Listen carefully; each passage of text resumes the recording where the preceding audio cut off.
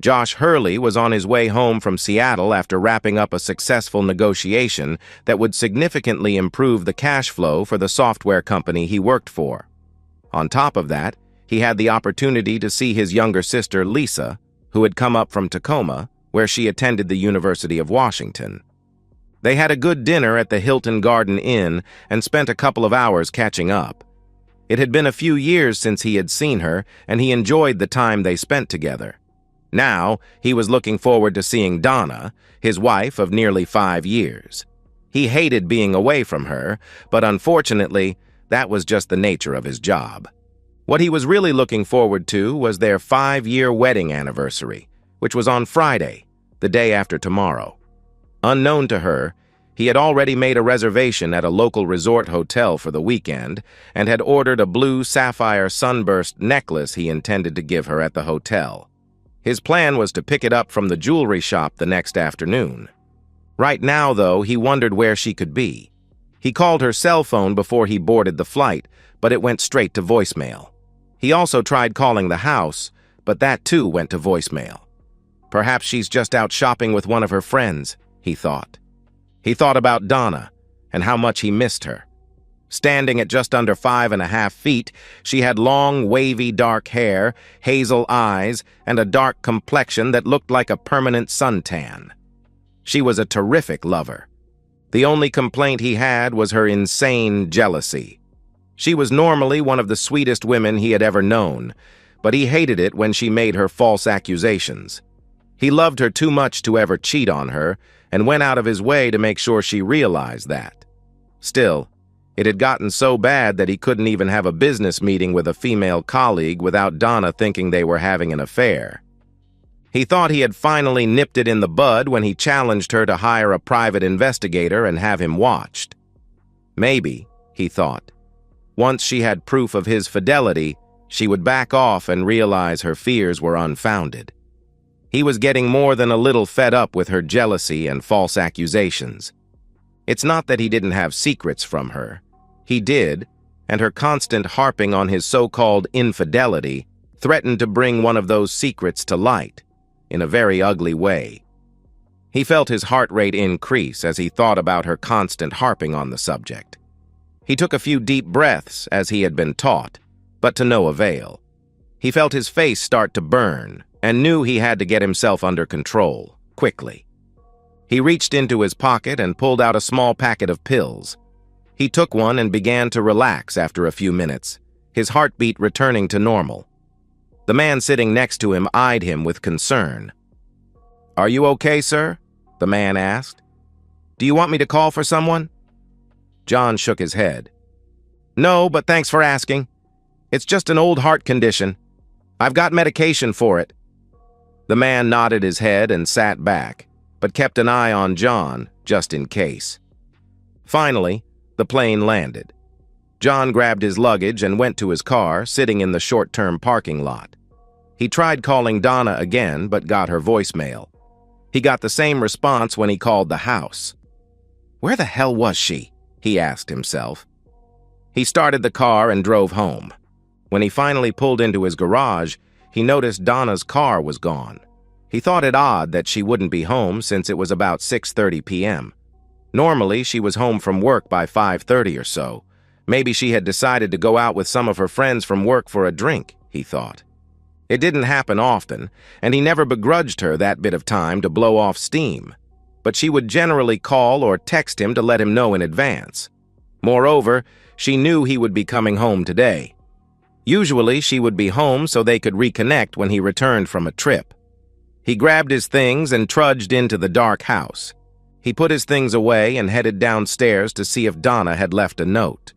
He found nothing and made himself a cup of coffee. This was strange, he thought. She always let him know when she would be out for a bit. So why was there no note? He pondered this as he sipped on his coffee. Suddenly, his phone rang. He saw it was from Donna, so he answered. "Donna? Where are you?" "I'm sorry, John. I was getting ready for tonight, and I didn't realize you had called until just a few minutes ago." "What were you getting ready for?" John asked. "It's a little surprise. Some friends and I wanted to surprise you when you got home tonight. Why don't you come on over so we can celebrate?" "Sure. Where are you?" She gave him an address and he wrote it down. "What is this anyway? Is it a club or a restaurant or something?" John asked. "An old friend of mine has a private club at his house, and we decided to put something together for you. Kinda like a combination welcome home and anniversary party." "That sounds like fun," John said. Donna laughed at that. "Yes, I promise it'll be a lot of fun. Wear something casual, okay?" "Okay. I'll see you soon," John answered. "See ya, babe," she said before ending the call. Strange, he thought. She didn't tell him she loved him, yet this was supposed to be a surprise anniversary party of some sort. Still, there was something about the way she spoke that made him wonder what was going on.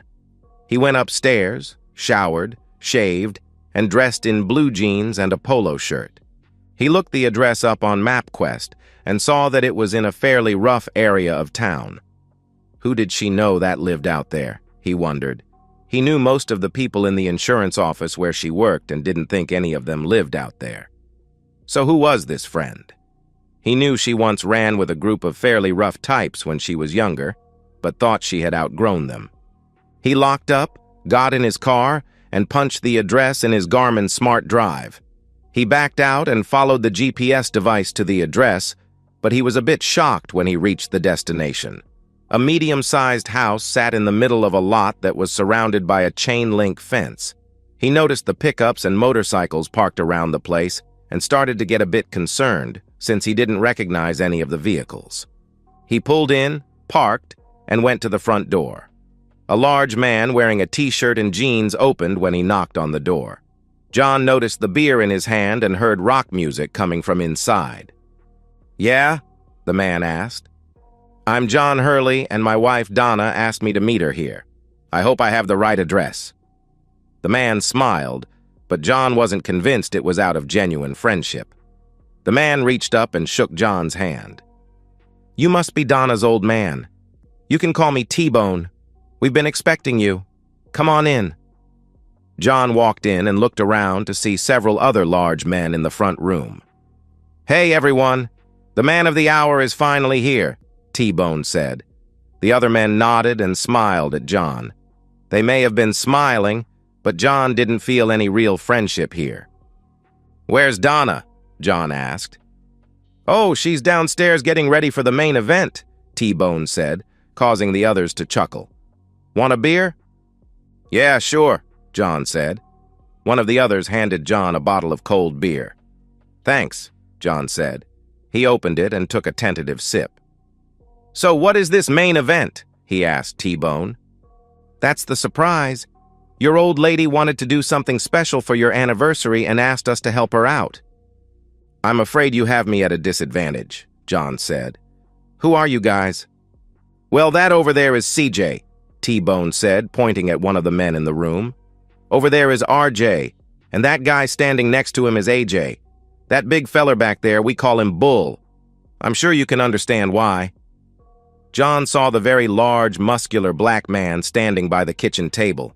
All of them looked to be mean as snakes, and John saw the large knife sheathed in a scabbard on RJ's hip. "Yeah, and you're all Donna's friends?" John asked. "Yep, have been for a while. Haven't seen her much since she married you, though." "She never mentioned any of you to me before," John said. "I'm not surprised. Most people try to avoid us as much as they can."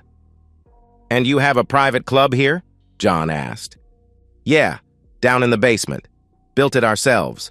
We like to get together from time to time, have a few drinks, bring in some entertainment, you know." The others chuckled at that, but John's hackles were raised. Something bad was about to happen, but he didn't know what. John heard footsteps coming up from the basement. "She's ready," a sixth man said as he walked into the front room. "Is this her old man?" "Yeah, John, this here's Jake. He'll escort you down." "What's going to happen?" John asked.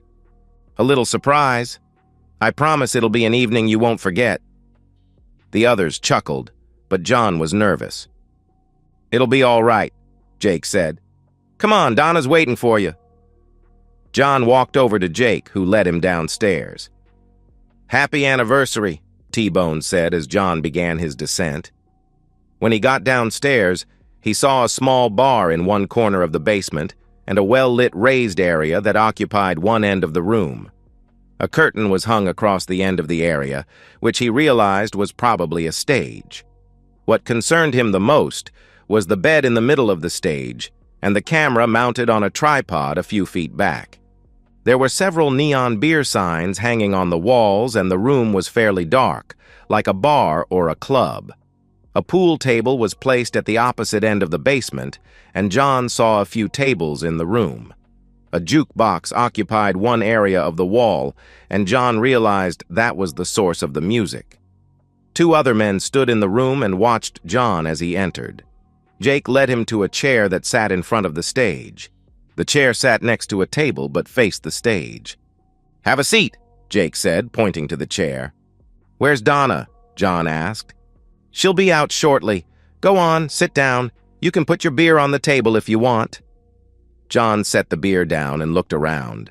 Something inside told John he needed to get the hell out of there, but he suspected the 5 men upstairs were not about to let him go. Plus, he was worried about Donna. What would they do to her if he ran out? He took one last sip and placed his bottle on the table. The moment he sat in the chair, Jake and the other 2 men quickly grabbed his arms and zip-tied them to the arms. "What the hell is going on?" John asked, getting angry. The men ignored him and zip-tied his ankles to the legs of the chair. "Get me out of here right now," John demanded. "Shut up, jerk," he heard his wife say. He looked up and saw Donna half-naked. "What the hell is this? Why are you dressed like that? Who are these guys?" John demanded. "This is to celebrate our anniversary. These guys are my friends, and they're going to help me teach you a lesson about cheating." She threw a picture on his lap, and he looked. It was a photo someone had taken of him eating dinner with his sister. "I've never cheated on you. You've got this all wrong," John shouted. "Nonsense!" she screamed. Suddenly, John saw stars as one of the men who tied him to the chair hit him in the face. John shook his head and closed his eyes. "Stop it," Donna told the man who backed off. "I'll be the one who teaches him his lesson." She turned back to her husband. "Donna, stop this right now, and we can discuss this. It's not what it looks like," John answered. "Oh, really? It looks to me like you're enjoying yourself with that blonde floozy. So if you can enjoy yourself, so can I. But unlike you, I'm not going to keep it a secret." With that, she turned away and stepped on the stage. "Okay, boys, it's showtime." John tried to object, but one of the men put a ball gag in his mouth, preventing him from saying anything.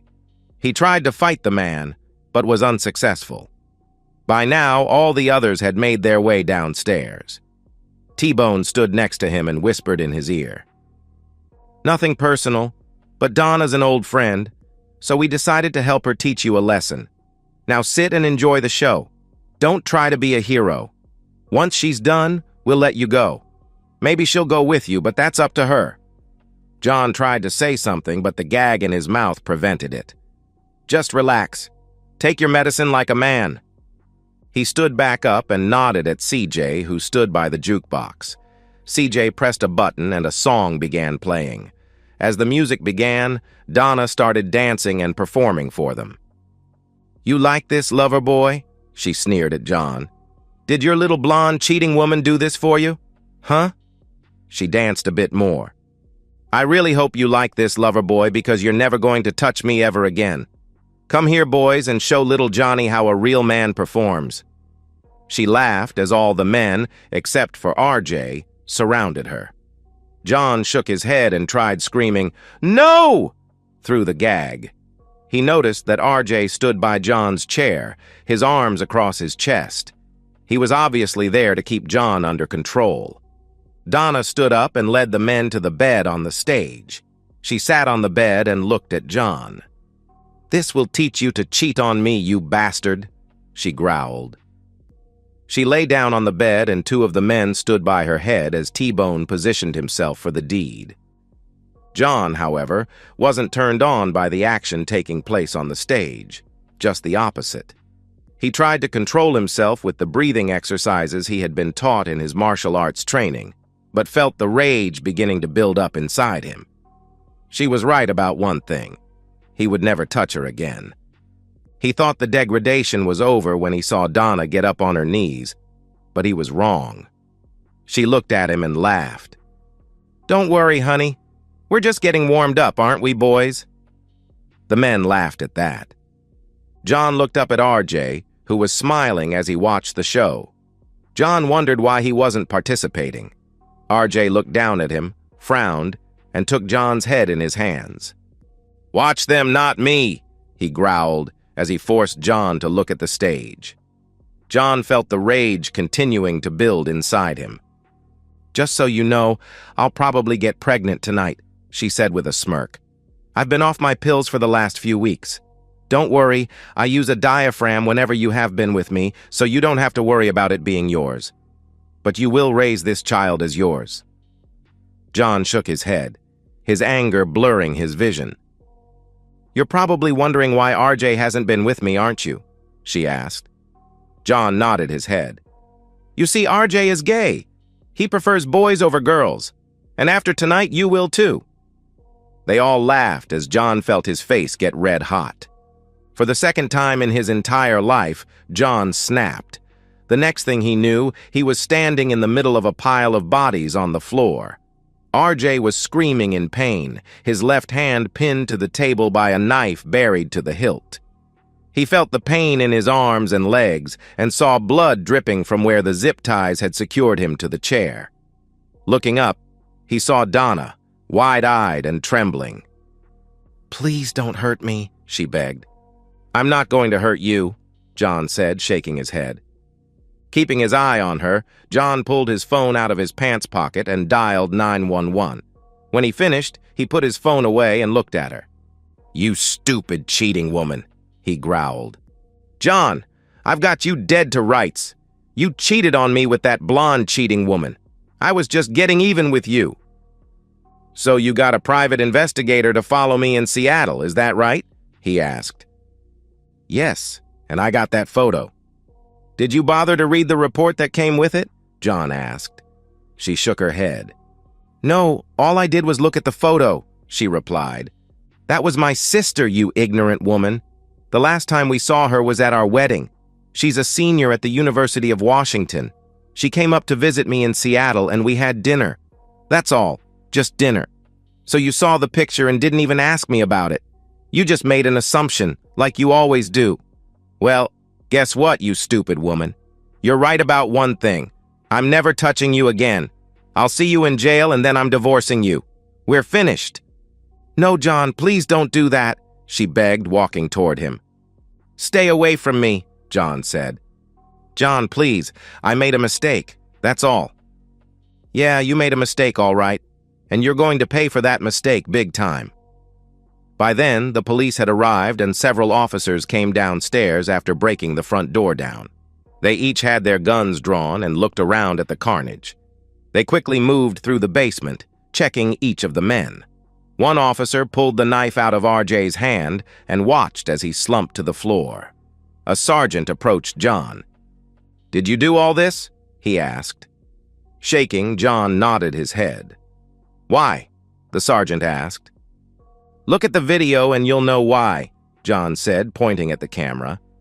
"Check out that video," the sergeant told one of the officers. The officer looked at the video briefly and motioned for the sergeant. After quickly scanning the video, the sergeant came back to John. "Okay, it looks like self-defense on your part, but I'll need a full statement and you need to get checked out." By then, ambulances arrived and paramedics began taking the men upstairs on gurneys. A plainclothes detective arrived and was looking around the room, talking to the officers. After looking through the video, he came over to the sergeant and John. "I'm Detective Jones. You must be Mr. Hurley," the detective said. "Yes, that's me," John said. "I've briefly looked at the video. I agree with Sergeant Smith here. It appears you acted out of self-defense. Tell me what happened."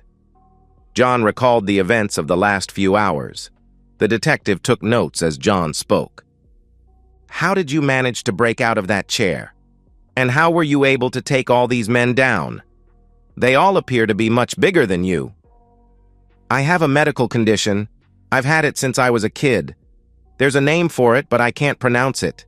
The bottom line is that under certain conditions, my adrenaline levels go through the roof and I basically lose it, for lack of a better term. I have a prescription that helps me keep it under control, and my marital arts training also helps me keep my cool.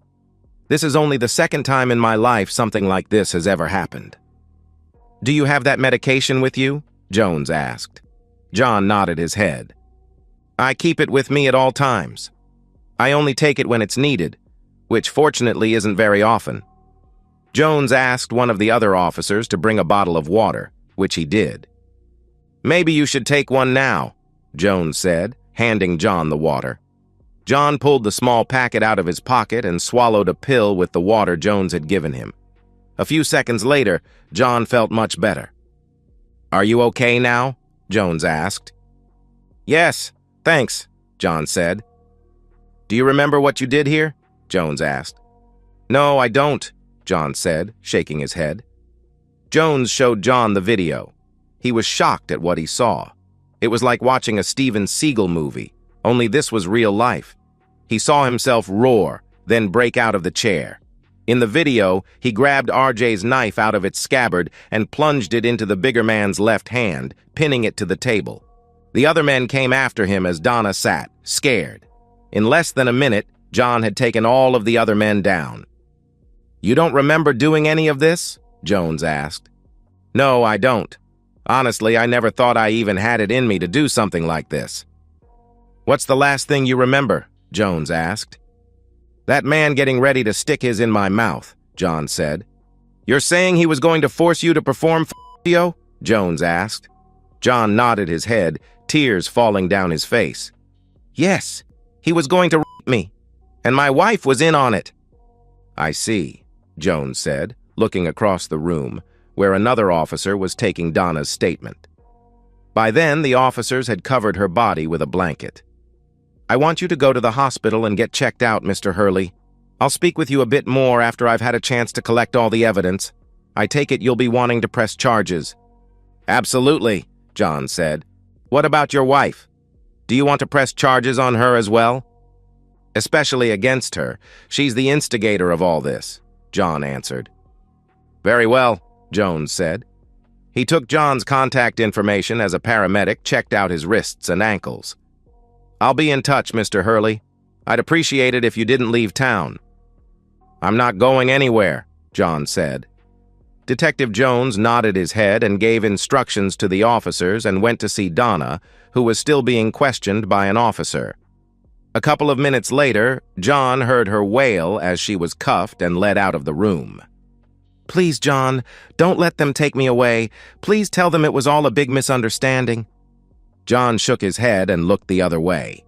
After everyone was finished with the questioning, John drove to the hospital to get checked out. A few hours later, he drove home, his cuts dressed, cleaned, and bandaged. On the way, he realized he hadn't eaten since he left Seattle and went through a drive-thru for a burger.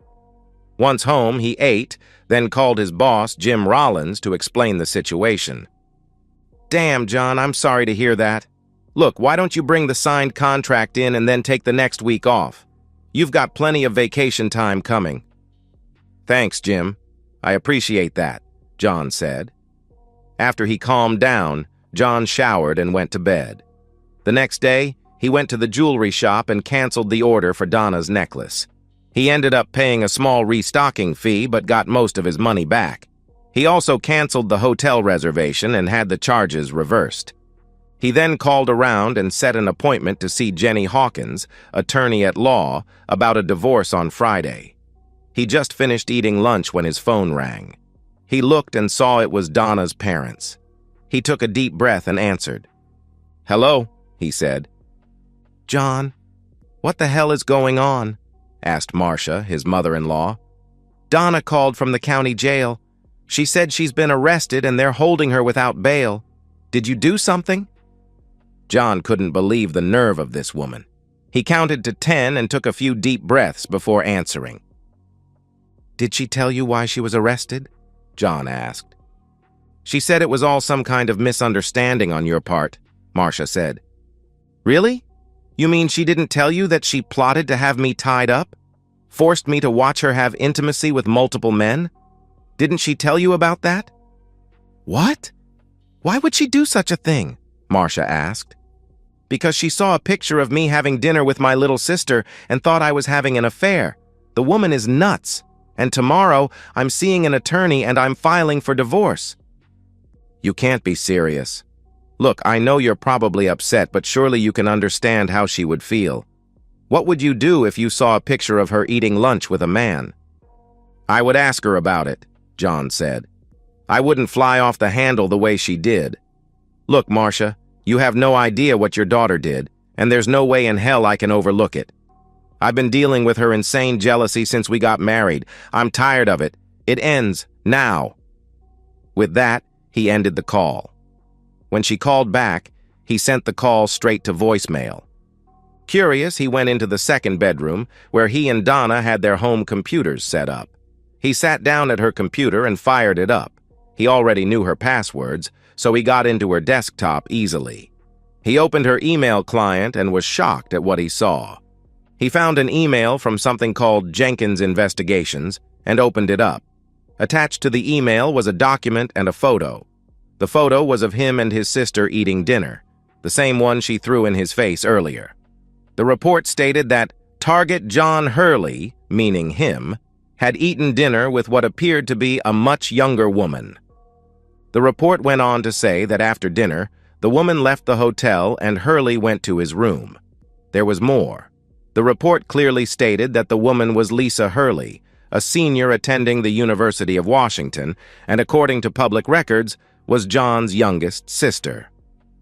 At no time was Hurley with a woman for the purposes of illicit intimacy, and at no time during our observation did Hurley ever engage in any inappropriate behavior with anyone, male or female, the report concluded. If Donna had bothered to read the report, she would have known he was innocent of cheating on her. But as usual, she simply saw the photo and came to her own false conclusion. He printed that out and kept digging. He saw emails from her to something called the Dash website, in which she falsely claimed that her husband was cheating on her and she wanted revenge. He saw emails from the site and read the thread that followed. As he read, he felt his blood pressure begin to rise. What happened to him last night was carefully scripted, and he realized she intentionally planned to have him raped. He printed off the emails and kept digging. He checked her browser history and found that she had visited several sites similar to the one she contacted. Looking at the site she reached out to, he saw several sample videos where other men, presumably husbands, had been tied down and forced to watch their wives with several men, all the while putting them down. He instantly recognized the men in the videos: T-Bone, CJ, AJ, Jake, RJ, Bull, and the other two men whose names he never heard mentioned. What shocked him even more was that the videos on the site were available to anyone who paid a premium fee. John wasn't stupid. He had seen online adult videos before and knew there had to be a release form filled out giving site owners permission to publish the videos. He was never given that opportunity and wondered if the other men had signed such a form. He picked up his phone and called Detective Jones. "Jones," the detective said when he answered. "Detective, this is John Hurley. I have some information here you may find interesting. Can you come to my house?" "Sure. Let me finish what I'm doing and I'll be right over." "Thanks," John said before ending the call. As he waited for Jones, he performed a Hoy's search to see if he could tell who owned the site. The registration was done in a way to keep the owner's name private, but he knew that a law enforcement agency could subpoena the record. He also knew which company hosted the site. He printed that out for Jones. About a half hour later, Jones rang the doorbell. "Thanks for coming, Detective," John said, opening the door. "You have something for me?" "Yes, in my computer room." Jones followed him upstairs and looked over the printouts John gave him. "That corroborates what we found at the house. From what we saw, they've done this to a number of men." "What about release forms?" John asked. We found release forms signed by the wives. Even your wife signed a release form. We're still going through everything, though." "So she knew this was going on the internet?" John asked. "Looks that way," Jones said. "But what about the husbands?" John asked. "I don't recall seeing anything like that, but like I said, we're still going through all the evidence. Look, I'm going to have to confiscate your wife's computer for evidence." "Go ahead.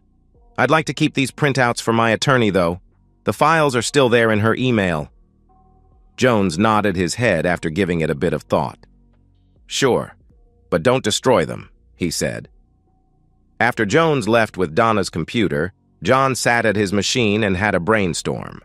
He began searching some of the adult video sites and found several fairly lengthy videos produced by the site.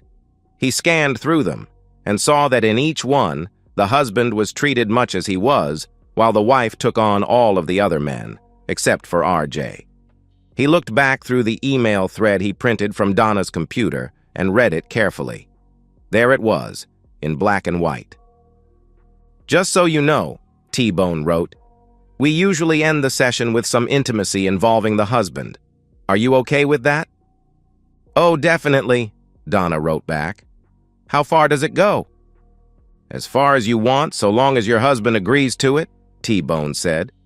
"I'd like to see him destroyed in the back," Donna wrote. "Can you do that?" "Sure, but he has to agree." "Don't worry about that.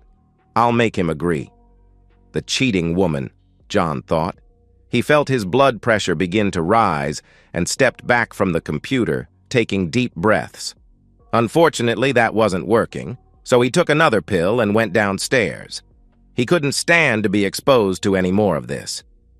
The next day, he went to see Jenny about a divorce. He made a copy of Donna's emails and took them with him. One copy would be for Jenny, and the other he would present to Donna's parents. He arrived at the office a few minutes early and was escorted right in. After the introductions, he explained his situation to Jenny and showed her the email thread between Donna and T-Bone. Jenny listened without interruption, making notes as he spoke. She read the email thread and shook her head. "You know, I thought I had seen it all. Fortunately for you, this state allows for divorce on the grounds of adultery, cruelty, and abuse. I think this covers all three of those situations. You say she was arrested and is being held without bail?" "Yes," John said. Jenny turned to her computer and nodded her head a few moments later. "I see here that she was arraigned yesterday and was slapped with a whole slew of charges: spousal abuse, sexual assault, conspiracy to commit rape, fraud, and illegal imprisonment for starters. Apparently, the judge felt she was dangerous enough to keep in custody. It also looks like her accomplices are also being held on multiple charges, very much like hers. And you say these men operate a website that posts this trash to the internet for money?" "Yes. I found a few of their videos and they're all pretty much the same thing." "Did they explain this to you before they tied you down?" Jenny asked. "No," John said. "Did they have you sign a release form?" she asked. "Again, no. They made it sound like it was some kind of an anniversary party or surprise. They never said anything about the intimacy or selling videos on the internet." "Well, I think we not only have a solid case against your wife, but we have a case against the men who did this to you as well as the hosting provider," she said. As John watched, Jenny did a few more things on her computer before saying anything further. "Do you know if they offered your wife any royalties for this video?" she asked. "No, I haven't seen anything like that," John said. "It looks like that website gets a lot of traffic. I'll bet they make a ton of money off this filth. Okay, here's what I'd like to do. I'll write up the divorce papers asking for 90% of everything. On top of that, we'll ask for the house and everything we can get our hands on. The judge may not go along with that, and it's possible we'll have to negotiate our way down." "That's just a starting point. We'll use this email thread and the fact that she's being held without bail as leverage. If they do release her, I'll get a restraining order against her and her accomplices, but I don't think you have much to worry about there. You say Detective Jones has the video they made as evidence and it never got to the internet?" she asked. "He has the video. As far as I know, it never got to the internet. But it would have gotten to the web, she said. Oh yes, he told her. She nodded her head. Okay, I'll get with him about that video. We'll have her served, and if you want, I'll file a civil claim against the website owners and the hosting provider. Yes, that would be good, John said. She looked at him before continuing. Do yourself a favor. Don't visit your wife. Stay as far away from her as possible. Don't even think about what she did. Let me and the authorities deal with it. From what you told me, you'd be better off not even thinking about her. If you want, I can set you up with a therapist to help you deal with this. Would that be all right? John nodded his head. Yeah, I've tried everything I know, but it just doesn't seem to be enough. Normally, the breathing and the medication keep me under control, but I've never had to deal with anything like this. I understand, Jenny said. She handed him a card. I'll give her a call right now if you want. Please, John said. She picked up her phone, called, and made an appointment for him. When she finished, she smiled and looked at John. Dr. Sykes said she can see you this afternoon at 4 p.m. Will that work for you? John looked at his watch, then nodded his head. That'll work. Thanks, John said. Good. Here's some things you need to take care of right away, she added, handing him a sheet of paper with a list of things he needed to get done. Most of it involved the bank, so he decided to take care of that after his appointment with Jenny. I'll take care of this right away, he said. Terrific. Listen, I know this has been rough on you, so I want you to rest, relax, and let us take care of things, you understand? I do, he said. Good. Don't worry, John. This will all work out, and you can move ahead with your life. He thanked her and left after leaving a healthy retainer. From there, he went to the bank, paid and closed out their joint credit cards, and withdrew everything but 10%, then opened a new account in his name only and applied for a new credit card. From there, he stopped at Donna's parents' house and explained to them what happened, showing them the email chain between Donna and T-Bone. They were shocked when he told them what he knew. This is sick, Donna's mother, Marcia, said. I can't believe she'd actually do something like this. Are you sure you didn't cheat on her? Marcia, I loved Donna with all my heart, and I never even thought about cheating on her. She saw a picture of me having dinner with my baby sister and thought we were having an affair. She didn't even bother to read the report. If she had, this probably wouldn't have happened. She shook her head. I don't know what to tell you, John. I'm truly sorry this happened to you. Me too, John said. Just do me a favor and stay in touch, okay? She asked. We've always thought of you as the son we never had. I'll do that, Marcia. By the way, her car is still at that guy's place. I'll give you her keys if you want to go pick it up. I'll bring her stuff by later today or this weekend sometime. Okay, thanks, she said. He handed her the keys and gave her the address. By then, he had just enough time to get to his appointment with Dr. Sykes. Dr. Sykes, Rhonda to her friends and patients, listened to John's story and said nothing until he was finished. I've heard about your condition, but I've never met anyone who was actually diagnosed with it. And you say you've been using martial arts training to help keep it under control? Yes, John said. Breathing exercises mostly. That, along with medication to help my blood pressure. It usually works pretty quick, and until recently I've hardly had to use it at all. Are you still taking martial arts training? She asked. Yes, John said. Maybe we should take a look at some exercises in meditation. Would you be open to that? I would, John said. Good. We've got a lot of work to do, John, but I think we can help you through this without any more medication. I would prefer that, John said. He left and went back home, where he bagged up Donna's things, including all their wedding photos and her wedding dress. He looked around and boxed up some trinkets she had collected over the years. They meant nothing to him now, and he wanted nothing in the house that would remind him of her. That weekend, he changed the locks on the house, took Donna's things to her parents, and did his usual weekend yard work. On Sunday, he found an app that said it would help calm him, so he downloaded it to his phone and listened to the sound of rain as he went through a regimen of breathing exercises. After a half hour of that, he felt like his old self and decided to go to work the next day. Things were quiet for John over the next few weeks. He went to work, went home, watched television, relaxed, and went to bed. The place seemed much quieter without Donna, and he enjoyed being able to do what he wanted without her constant accusations.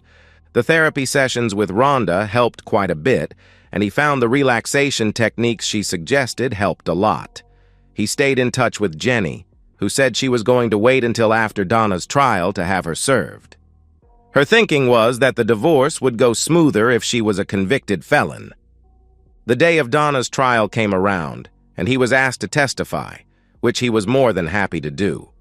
The jury was shocked when the DA presented his evidence, which included John's testimony.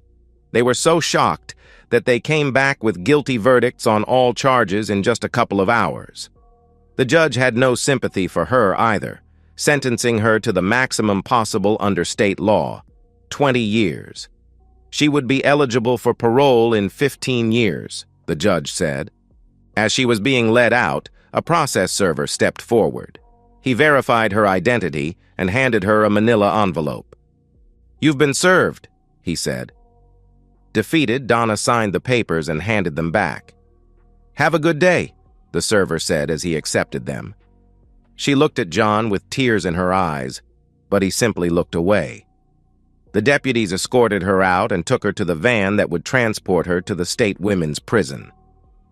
A couple months later, John learned from Jenny that Donna had gotten pregnant, but had suffered a miscarriage. Too bad, John thought to himself. The trials against T-Bone and his crew took quite a bit longer. Detective Jones found a treasure trove of evidence that suggested they had victimized up to 15 men over the last 13 months. They found what appeared to be releases signed by the husbands they had targeted, but the men they had tracked down said the releases were signed after the fact and under duress.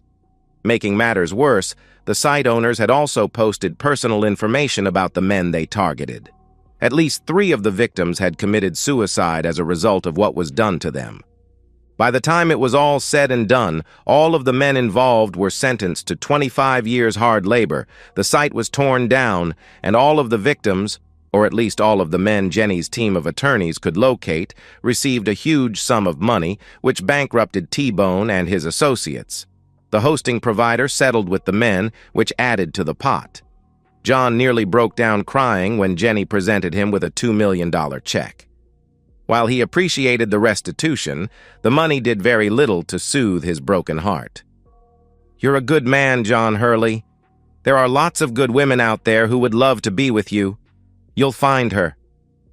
"Thanks, Jenny. Maybe one day," he replied. John continued seeing his therapist, who helped him deal with his issues. Over the next 2 years, he buried himself in his work and dated periodically, but it was only been in the last couple of months that he dated the same woman more than once. "He's got a lot of issues to deal with," his therapist wrote as she transcribed her notes. "But on the upside, he hasn't had any more episodes and seems to be moving forward. I think he'll do just fine in the long run." "At least I hope so," Rhonda thought. And so, we've reached the end of today's story. Was it what you expected, or did it take a twist you didn't see coming? I'm curious to hear your thoughts. Share them in the comments below, and let's get a conversation going. If this story kept you hooked, make sure to hit that like button. And if you're new here or just haven't subscribed yet, now's the perfect time to join our community. I bring you fresh, captivating stories every day, so click that subscribe button and turn on notifications so you never miss out. Thanks for watching, and I'll see you in the next one.